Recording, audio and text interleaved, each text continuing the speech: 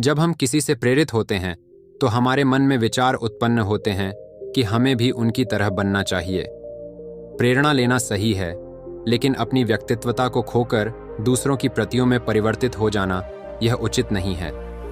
जरा अच्छे कभी मत बनो, यह एक महत्वपूर्ण संदेश है जो हमें हमेशा ध्यान में रखना चाहिए। हमें अपने आप को समझना और स्वीकार करना चाहिए और दूसरों के रूप में नहीं बदलना चाहिए। हर व्यक्ति अनूठा है और हमें अपनी अनूठाई को महत्व देना चाहिए। एक अन्य विशेषता भी है कि हमारी सामाजिक और पारिवारिक परिस्थितियां भी हमें दूसरों की तरह बनने के लिए दबाव डाल सकती हैं।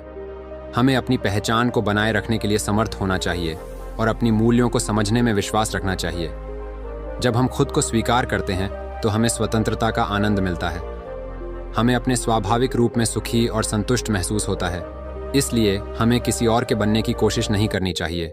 समाज में अक्सर हमें दबाव महसूस होता है कि हमें किसी अन्य की तरह होना चाहिए, लेकिन हमें याद रखना चाहिए कि हमारी सबसे अद्वितीयता हमारे असली मूल्य है। इसलिए हमें खुद को स्वीकार करने और अपनी स्वाभाविकता को समझने में विश्वास रखना चाहिए। जरा अच्छे कभी मत बनो, यह संदेश हमें हमेशा याद रखना चाहिए।